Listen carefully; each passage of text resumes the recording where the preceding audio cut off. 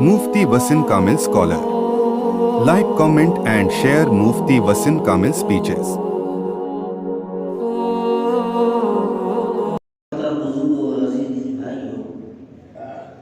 اللہ تبارک و تعالیٰ نے ہم تمام کو دنیا کے اندر بے شمار نعمتیں نوازی ہیں، تو ان نعمت کے اندر ایک نعمت ایمان کی نعمت ہے، اور اگر یہ ایمان کی نعمت کو چھوڑ کر کے آدمی دوسرے مذہب کو قبول کر لیتا ہے، ارتداد کا شکار ہو جاتا ہے، اور جو دین حق ہے اس دین کو چھوڑ کر کے باطل مذہب کو قبول کر لیتا ہے، تو اس کے لیے یہ بڑا نقصان کا سودا ہے، اور اس نقصان کا تعلق صرف دنیا تک نہیں ہے بلکہ اس نقصان کا تعلق آخرت تک بھی ہے۔ تو ہم دیکھتے ہیں کہ مسلمانوں پر اگر دنیاوی اعتبار سے کوئی مصیبت آ جاتی ہے، کوئی ان پر ظلم کرتا ہے، کوئی ان کو تکلیف پہنچاتا ہے، تو وہ تو اس کو برداشت کر لیتے ہیں، لیکن اگر کوئی ان کے ایمان پر حملہ آور ہو جائے اور ان سے ان کے ایمان کو چھیننے کی کوشش کرے، تو پھر یہ ایمان والے کی شان نہیں ہے کہ وہ اس بات کو بھی مد مقابل کے تسلیم کر دے، بلکہ ایمان یہ ہمارے زندگی کی روح ہے اور ہمارے زندگی کی جان ہے ایمان۔ تو آج جو موجودہ جو دور ہے جس میں ہم دیکھ رہے ہیں کہ بے شمار لڑکے بھی اور لڑکیاں بھی ارتداد کا شکار ہو رہے ہیں، تو اس کے بہت سارے وجوہات ہیں اور بہت ساری اس کے فیکٹر اہل علم نے بیان فرمائے ہیں کہ کن وجوہات کی بنیاد پر لوگ ارتداد کا شکار ہو رہے ہیں۔ اور ماضی کے اندر قرآن کریم کے واقعات کو اگر ہم اٹھا کر کے دیکھیں گے تو اسی ایمان کو بچانے کے لیے لوگوں نے اپنی جان کے نذرانے پیش کیے، اور وہ ایسے لوگ تھے کہ جو پہلے ایمان والے نہیں تھے، بعد میں انہوں نے ایمان قبول کیا، اور ایمان قبول کرتے ہی یا کچھ عرصے کے بعد میں ان پر جب حالات آئے تو وہ اپنے ایمان کا تحفظ کرتے ہوئے اپنی جان کے نذرانے انہوں نے دیے۔ جیسے سورہ بروج کے اندر اللہ تبارک و تعالیٰ نے اصحاب الاخدود کا واقعہ جو بیان فرمایا ہے کہ جب ظالم بادشاہ نے دیکھا کہ یہ اس کو چھوڑ کر کے اللہ کو مان رہے ہیں، تو اس ظالم بادشاہ نے ان کو تکلیف پہنچانے کے لیے ایک بڑی آگ جلائی گئی، اور اس کے اندر 20,000 لوگ ایمان کے خاطر اپنی جان کی نذرانہ دی، اور اسی 20,000 افراد کے اندر 20,000 لوگوں کے اندر ایک خاتون بھی تھی جس کے قدم آگ کی طرف جانے سے اس لیے ڈگمگا رہے تھے اور اس لیے آگے پیچھے ہو رہے تھے کہ وہ اپنے معصوم بچے کو دیکھتی تھی اور اس آگ کو دیکھتی تھی، لیکن اللہ تبارک و تعالیٰ نے اس عورت کو بھی ہمت عطا فرمائی، اور اس عورت کے ہمت اس انداز میں اللہ تعالیٰ نے عطا فرمائی کہ اس بچے نے اس موقع پر بات کی اور اپنے ماں سے کہا کہ اے میری امی جان، اے میری ماں، تو گھبرا مت، یہ کچھ بھی نہیں ہے بلکہ اس کے آگے اللہ کی طرف سے بڑے بڑے انعامات ہیں۔ ایک طرف تو یہ ہے کہ لوگ اپنے ایمان کو بچانے کے لیے آگ میں جل جانے کو پسند کر رہے ہیں، اور دوسری طرف حضرت موسیٰ علیہ السلام کا مقابلہ جن جادوگروں سے ہے، جب وہ فرعون کے دربار میں آ رہے ہیں اور فرعون سے یہ کہہ رہے ہیں کہ اگر ہم اس موسیٰ سے مقابلہ جیت جائیں گے اور ہم کو فتح مل جائے گی تو ہم کو اس کا معاوضہ کیا ملے گا، اس کا ہم کو کیا بدلہ ملے گا؟ فرعون نے کہا کہ اگر تم موسیٰ پر غالب آ گئے اور اگر تم جیت جاؤ گے تو میں تم کو اپنے دربار کا خاص آدمی بنا دوں گا، خاص طور تم کو بنا دیا جائے گا۔ لیکن جب انہوں نے دیکھا کہ موسیٰ علیہ السلام کا جو معاملہ ہے یہ جادو نہیں ہے، یہ سحر نہیں ہے، بلکہ واقعتاً یہ اللہ کے پیغمبر ہے، کہا کہ معجزے کو تسلیم کیا اور آپ پر ایمان لے آئے، اور وہی لوگ تھے جنہوں نے ایمان جب قبول کر لیا حضرت موسیٰ علیہ السلام کے ہاتھ پر، تو اب فرعون کے دھمکیوں سے بھی نہیں ڈرے، اور فرعون نے ان کو تکلیف دینے کا حکم جاری کر دیا، سولی کا آرڈر جاری کر دیا، تب بھی انہوں نے کہا کہ اب ہم نے ایمان قبول کر لیا ہے، اب ہم اپنے ایمان سے نہیں پھریں گے، اور اپنے جان کے نذرانے انہوں نے بھی دیے۔ تو یہ تو وہ لوگ تھے جنہوں نے اپنے ایمان کے تحفظ کے لیے اپنے جان کے نذرانے دیے، لیکن ہم دیکھ رہے ہیں کہ موجودہ دور میں لوگ چھوٹی چھوٹی چیزوں کے خاطر اپنے ایمان کو بیچ ڈالتے ہیں، اس کو فروخت کر دیتے ہیں۔ تو سب سے پہلی وجہ اس میں یہ ہے کہ ہمارے مسلمانوں کے اندر کی غربت یہ ذریعہ ہے ارتداد کا۔ ہم نے بہت سارے جگہوں پر ہم سنتے بھی ہو گئے کہ کچھ لوگ ان کے ایمان کو ختم کرنے کے لیے بطور قرض کے کچھ رقم کو ان کے حوالے کر دیتے ہیں، اور جب ان ایمان والوں سے وہ رقم واپس لوٹانا نہیں ہوتا ہے، اب ان کو اپنے مذہب کی دعوت دیتے ہیں، اور بارے قرض کے وہ اپنے اسلام کو چھوڑ کر کے ان کے مذہب کو قبول کر لیتے ہیں۔ ارتداد ایک تو غربت کی بنیاد پر آتا ہے، اس کو حل کرنے کی وجوہات بھی ہے، اس کو حل کس طریقے سے کیا جائے گا کہ ہمارے پاس ایک ایسا نظام ہو کہ ہم اپنے مال کے ذریعے سے ان غربا کی مدد کریں، بلکہ مدد ہی نہ کریں، ان غربا کو اور مساکین کو اپنا مال دے کر کے ان کو خود صاحب نصاب بنائیں۔ ایک تو چیز یہ ہے۔ دوسرا ارتداد جو ہمارے دور میں آ رہا ہے وہ مخلوط نظام تعلیم کی بنیاد پر آ رہا ہے کہ ہماری جو بچیاں ہیں اور ہمارے جو بچے ہیں، یہ جو مخلوط نظام تعلیم حاصل کر رہے ہیں، جس تعلیم کو بنیاد پر ان کے عقائد متاثر ہو رہے ہیں، اور وہ اپنے دین حقیقی کو، اپنے معبود حقیقی کو اور پیغمبر برحق کو پہچاننے سے انکار کر رہے ہیں۔ اسی لیے تو کسی نے کہا کہ اپنے اولاد کو اگر اخلاق سے آراستہ کرنا ہے تو اس کے لیے ان کو معلومات دینے کی ضرورت نہیں ہے، ان میں سے ان کے اخلاق درست نہیں بنیں گے، بلکہ وہ تو معلومات ہو جائے گی۔ اگر اولاد کے اخلاق کو ہم درست کرنا چاہتے ہیں تو اخلاق درست ہوتے ہیں باپ کے خون سے اور ماں کے دودھ سے۔ باپ کا خون اور ماں کا دودھ جب دونوں حلال چیزیں انسان کو مل جاتی ہے اور اس بچے کے پیٹ میں دونوں حلال چیزیں جاتی ہے، تب وہ اخلاق کا پیمانہ بن جاتا ہے اور لوگ اس کے اخلاق سے متاثر ہوتے ہیں۔ ہم نے دیکھا قرآن کریم کے اندر اللہ تبارک و تعالیٰ نے کیسا نظام بتلایا ہے۔ حضرت موسیٰ علیہ السلام کو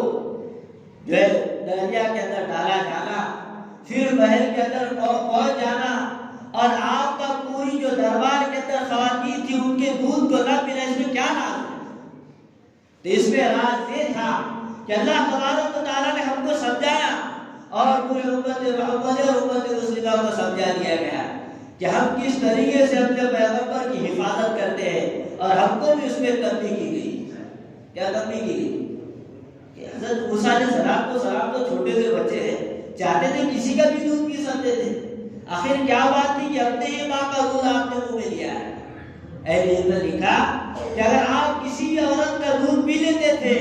تو ویسے اثرات حضرت موسیٰ علیہ السلام پر متاثر ہوتے تھے۔ تو پیغمبر کو تو اللہ تبارک و تعالیٰ پہلے سے ہی ان کی حفاظت کرتے ہیں، تو اللہ تبارک و تعالیٰ نے یہاں پر کھانے پینے بھی حفاظت کی، اور جس دیندار خاتون کے ذریعے سے حضرت موسیٰ علیہ السلام پیدا ہوئے ہیں انہی کا دودھ آپ کو پلایا گیا، تاکہ آپ وقت کے پیغمبر بننے والے ہیں اور آپ سے اچھے اعمال سرزد ہو۔ کیسا کہ کسی زانیہ کا دودھ پلے تو ایسا عمل سرزد ہو جائے، کسی چوری کرنے والی عورت کا دودھ پلے تو ایسا عمل سرزد ہو جائے۔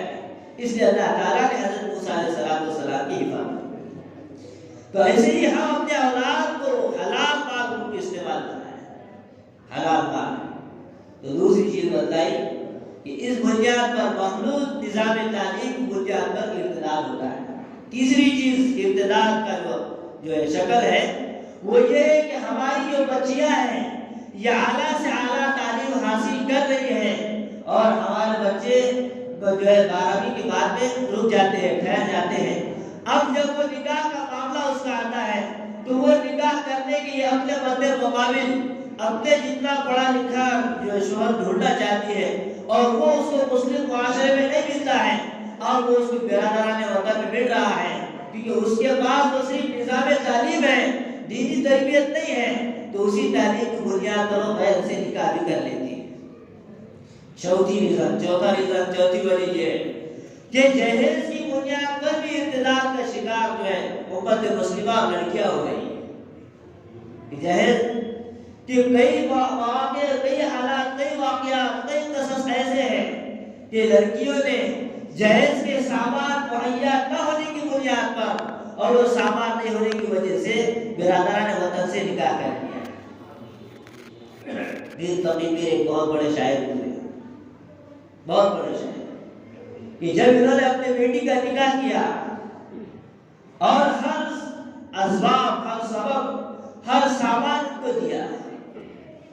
اور جب دے کر کے رخصت ہو گئے، بچی گھر سے چلی گئی، اب بیٹی تو بیٹی ہوتی ہے، اس کو ماں باپ سے بہت زیادہ محبت ہوتی ہے۔ اب اس لڑکی کے دل میں بات پیدا ہوئی کہ میرے والد نے میرا جو نکاح کرایا ہے اور بڑا قرض آپ پر ہے، اس قرض کا غم اس بچی پر بھی آ گیا، وہ اندر ہی اندر گھٹنے لگی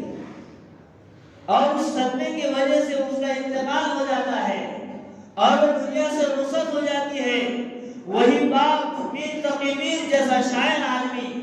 اور اتنا بلند مقام جس نے پایا ہے،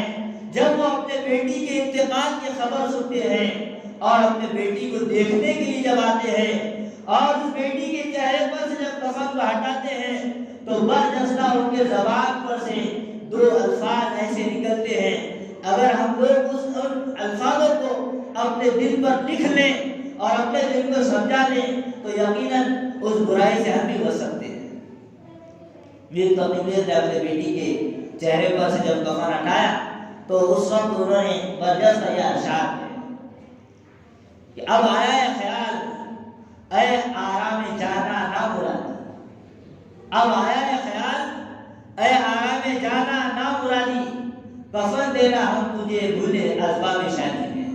کہ بس یہی چیز رہ گئی تھی کہ ہم تجھے کفن دے کر بھی ودا کر دیتے تاکہ جب تیرے انتقال کی خبر ہم سنتے تو کفن بھی تجھ کو وہاں پر دستیاب ہو جاتا ہمارے جانے سے۔ ایک تو چیز یہ بھی ہے کہ جہیز کی لعنت جو ہے، جہیز کی بنیاد پر بھی ہماری جو لڑکیاں وہ ارتداد کا شکار ہو رہی ہیں۔ اور سب سے بڑا پانچواں سبب، پانچواں ریزن اور پانچویں وجہ جو ارتداد کی سب سے بڑی ہے وہ یہ ہے کہ ہم نے اپنے بچوں کو ایمان سے آراستہ نہیں کیا اور ایمان کے تقاضوں سے ان کو واقف نہیں کرایا اور ان کو یہ نہیں بتایا گیا کہ بیٹا تجھ کو زندگی فقر فاقے میں گزارنی پڑے تو گزر جانا، لیکن اپنے ایمان کا سودا مت کرنا۔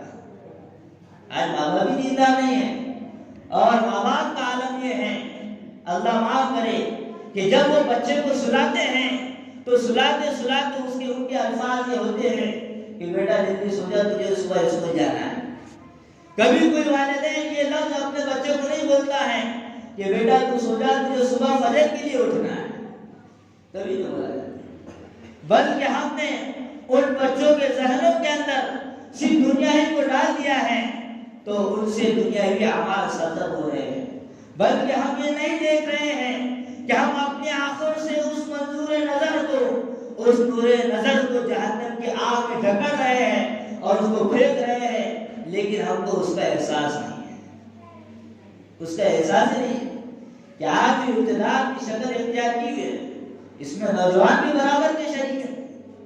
ہمارے نوجوان بھی مرتد ہو رہے ہیں، اسلام سے ہاتھ دھو رہے ہیں، تو نوجوانوں کے اندر کس بنیاد پر نفسانی خواہشات آ گئی، زنا کے عادی بن گئے، نشے کے عادی بن گئے، وقت کو فضول پر جو ہے برباد کرنے کے عادی نوجوان بن گئے ہیں۔ اور پانچویں چیز جو ہمارے نوجوانوں میں ہے وہ یہ ہے کہ انہوں نے اپنے بڑوں کے ادب کو بھی کھو دیا ہے، آج نوجوانوں بڑوں کا کوئی ادب ہی نہیں ہے۔ اور چھٹا سبب جو ارتداد کا بتلایا وہ یہ ہے کہ موبائل ہی کی بنیاد پر جو ارتداد کی شکل اختیار کیا ہوا ہے، یہ موبائل اس کا چھٹا ریزن ہے، چھٹی وجہ ہے۔ آپ دیکھیں کہ ایسے ایسے ویڈیو اور ایسے ایسے واقعات موبائل پر آ رہے ہیں کہ لڑکیاں بے باک دہل ڈنکے کی چوٹ پر یہ کہہ رہی ہے کہ میں غیر سے نکاح کرنے کے لیے تیار۔ تو اس میں ہمارا معاشرہ کا بھی دخل ہے کہ ہمارے معاشرے نے نکاح کو اتنا مشکل بنا دیا ہے اور اس کے اندر ایسے فضول اور رسومیات کو جگہ دے دی ہے کہ جس کا کرنا واجب اور فرض کے درجے میں ہم نے اس کو شامل کر دیا۔ اور رسومات نے انسان کے جان کو لے لیا ہے کہ کئی لڑکیاں روزانہ جو مرتی ہیں اس کے کچھ وجہ یہ جہیز کی لعنت بھی ہے اور کچھ وجوہات جو ہے رسومات بھی ہے۔ رسومات کی وجہ سے وہ اپنی جان اپنے ہاتھوں سے دے دیتی ہے اور خودکشی کر لیتی ہے۔ بعض مرتبہ ہماری انہی رسومات کی بنیاد پر ان کے والدین خودکشی کر لیتے ہیں۔ حضرت مولانا کلیم صدیقی دامت برکاتہ کا ایک رسالہ نکلتا ہے ارمغان، آج سے کئی 2010 کے موقع پر اس میں ایک لیٹر حضرت نے اس میں نقل کیا تھا جس کا خلاصہ یہ ہے کہ 4 بیٹیاں تھیں اور وہ 4 بیٹیاں دکھانے کے اعتبار سے بڑی خوبصورت تھی۔ ان لڑکیوں نے حضرت مولانا کلیم صدیقی کو خط لکھا اور کہا کہ ہم دیکھا کہ ہمارے والد ملازم ہیں، ٹیچر ہیں، اور ہم نے ان کو دیکھا کہ جو تہجد کے موقع کو اٹھتے ہیں تو وہ دعا یہ کہتے ہیں، یہ دعا یہ کرتے ہیں، اے اللہ تعالیٰ میری بچیاں تو پھول کی جیسی ہیں لیکن حالات ایسے دل یہ چاہتا ہے کہ ان کو میں جلا کر کے مار دوں۔ بچیاں رو رہی ہیں اور مولانا کلیم صدیقی دامت برکاتہ نے لکھا کہ جب وہ خط میں جب بھی پڑھتا ہوں تو میرے آنکھیں اشک بہار ہو جاتی ہیں کہ تہجد کو اٹھ کر کے باپ اس لیے رو رہا ہے کہ حالات ایسے بنا دیے گئے کہ ایک نکاح جیسا عمل کرنا بھی ہمارے لیے مشکل ہو گیا۔ ہم رسومات کے چکر میں آ گئے، فوٹوگرافی کرنا، باجے بجانا اور طرح طرح کے رسومات کرنا، اتنا بولنے کے بعد بھی ہم سدھرنے کے لیے تیار نہیں ہیں۔ اس لیے اللہ تعالیٰ نے فرمایا قرآن کریم کے اندر، اگر تم اپنے آپ کو نہیں بدلو گے تو اللہ تبارک و تعالیٰ تم کو ہٹا کر کے دوسرے قوموں کو لا کر کے تمہاری جگہ پر کھڑا کر دیں گے۔ اللہ تعالیٰ سے دعا کر اللہ تعالیٰ ہم تمام کو اور پورے امت مسلمہ کی ایمان کی حفاظت فرمائیں، ہم تمام کو موت عطا فرمائے جو ایمان پر زندہ رکھے، جو اسلام پر